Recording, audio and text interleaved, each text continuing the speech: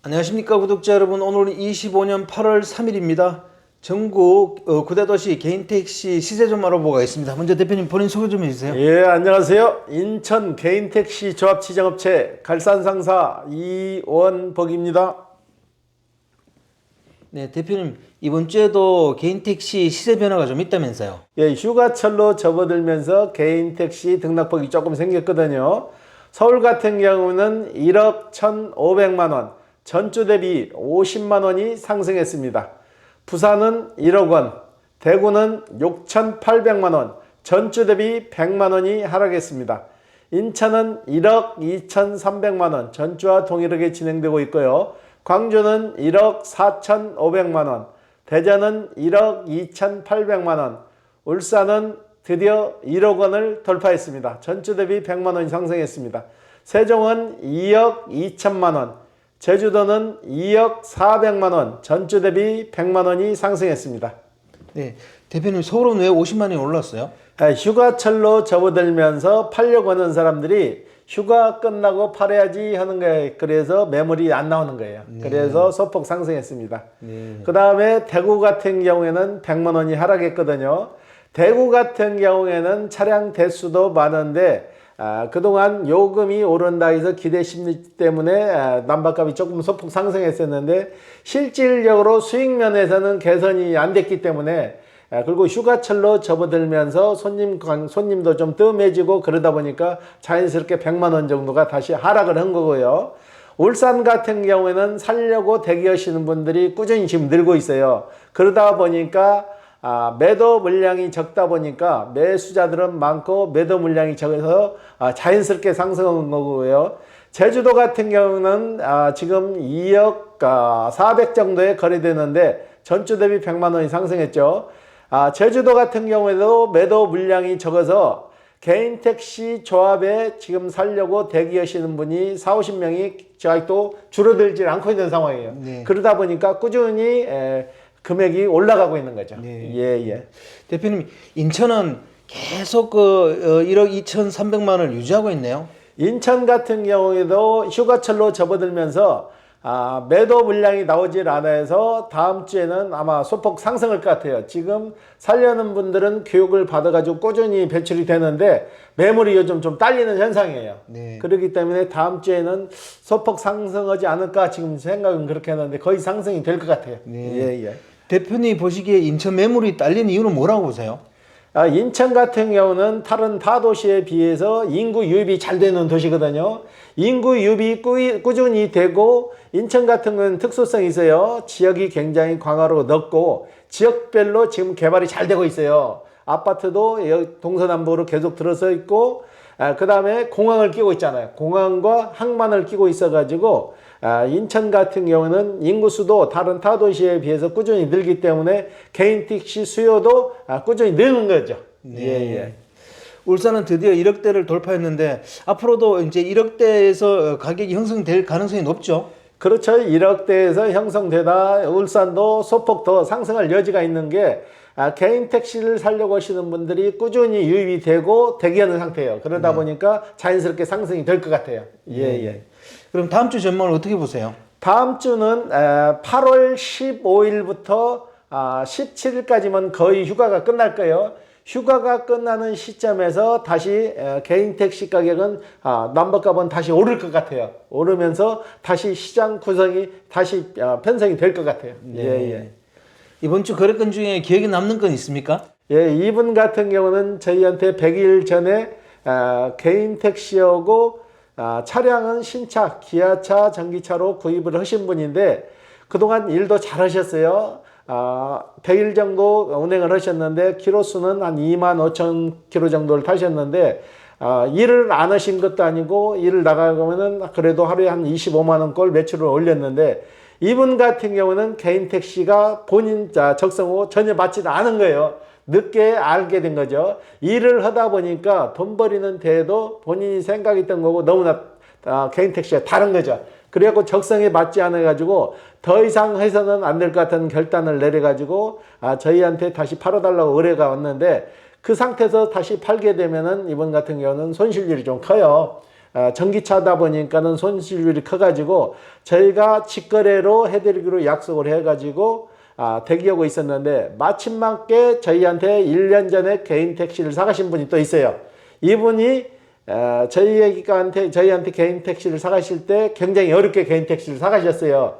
이분도 개인 택시 양수 교육이 안 돼가지고 몇 차례에 걸쳐서 저희가 PC방에 모시고 가가지고 당첨이 돼가지고 개인 택시를 사가신 분인데, 이분 같은 경우는 자제분이 2분 계세요. 자제분이 2분 계시는데 큰아들이 다른 사업을 하는데 아버지가 개인 택시를 하다 보니까 굉장히 긍정적인 마인드를 가지고 계신 분이에요.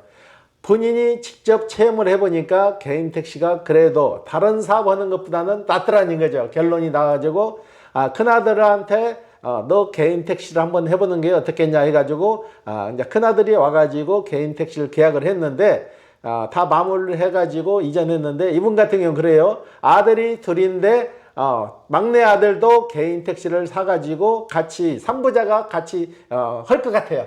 인천에서는 최초죠. 3부자가 다 개인 택시 한다는 거는 진짜 극히 드문데, 이분 같은 경우는 3부자가 다 개인 택시를 할 것 같아요.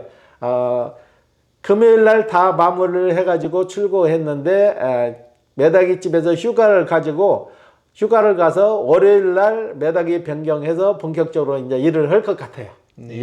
예. 개인 택시가 자기하고 적성이 안 맞으면 이거 어떻게 해요?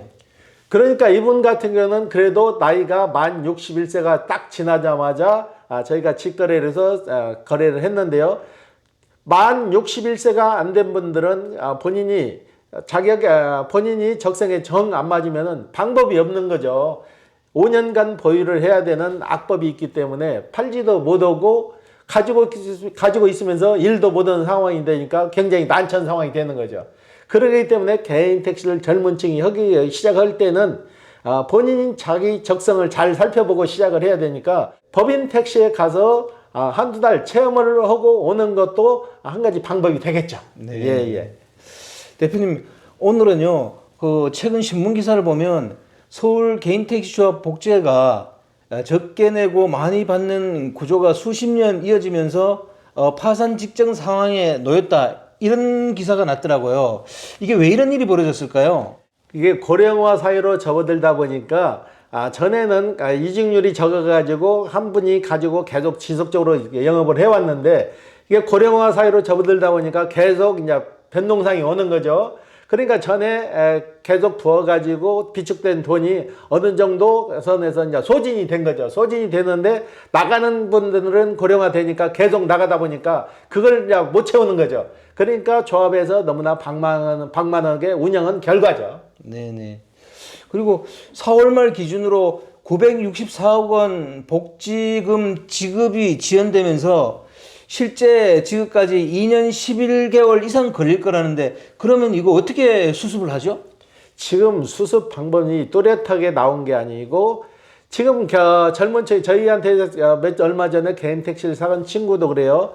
복지가 파산 직전인데 거기에다 본인이 조합 가입을 해가지고 있을 의미가 없다고 해서 지금 사는 분들은 조합에 가입을 거의 안 해버리더라고. 그러니까 조합에 일정 금액이 들어가서 관두는 분한테 그걸 돌려줘야 되는데 그 악순환이 지속적으로 지속되니까 돈을 내줄 수가 없는 거죠. 조합 가입을 해서 그 돈이 차입이 유입이 돼야 그 돈 가지고 새로 나가는 분 돈을 내줄 건데 그걸 그 과정이 이루어지지 않고 있는 거죠. 네. 예. 이 문제가 고령화 추세를 알면서 구조 개혁을 미룬 결과라 그러는데, 그렇다면 인천은 어떻습니까? 인천 같은 경우에는 조합에 감사나 이사가 있잖아요. 거기에서 수시로 감사를 하고 그 재정 상태를 양호하게 유지했기 때문에 인천 같은 경우는 퇴직해서 나가더라도 3일 안에 거의 정산해서 다 지금 지급이 제대로 이루어지고 있죠. 인천 조합 같은 경우는 굉장히 잘 돌아가고 있는 거죠. 네. 인천은 복지금을 얼마나 내요? 평균 한 달에 10,000원 정도를 적립을 해가지고 1년이면 12만 원 정도가 적립이 되는 거죠. 그 적립된 금액을 이분이 관두고 나갔을 때 당시 연도수 곱하기 해서 돌려드리는 거죠. 네. 그렇기 때문에 인천 같은 경우는 아직까지는 원활히 잘 진행되고 있습니다. 네. 예. 예전에 대표님도 개인 택시 하다가 그만두고 나서 복지금을 받으신 적이 있으세요?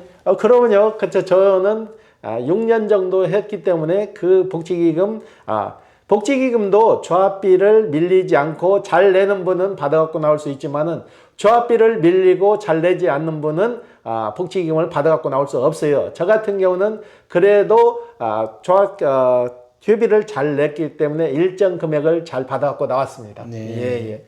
저 복지금이라는 거는 전국 개인 택시 조합별로 다 있는가 보네요. 다 있고 금액도 다 다르는데 조합에서 어떻게 운영을 잘 하냐에 따라서 더 좀 받아갖고 나올 수도 있는 거고, 서울 조합같이 거의 파산 직전에 가게 되면은 받아갖고 나오는 시간이 좀 오래 걸리고 못 받을 수도 있는 거죠. 네. 예. 마지막으로 대표님 보시기에 서울 개인 택시 조합 복지금 저거 수습이 될 걸로 보세요? 지금 신규 진입자들이 조합을 가입해서 정상적으로 가야 되는데, 지금 신규 진입자들이 조합을 제대로 가입을 안 하게 되면은 이 악순환은 해결될 방법이 거의 없는 거죠. 조합 재산을 다 팔아가지고 처분해서 이분들 해결해주는 방법 외에는 별다른 방법이 없는 거죠. 조합원들이 내는 회비로는 절대 해결이 안 됩니다. 네. 오늘 인터뷰 감사드립니다. 예.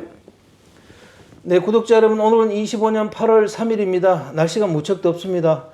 그래서 이제 전국 개인 택시 시세 변화를 보면요, 서울은 한 50만 원 정도 올랐고, 대구가 100만 원 정도 빠졌습니다. 그리고 울산이 드디어 1억 원대에 진입을 했고요.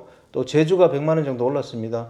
그리고 요즘 이제 서울 개인 택시 조합 복지금이 문제가 되는데, 앞으로 이 문제가 잘 해결돼 가지고 조합원들이 피해가 없었으면 좋겠습니다.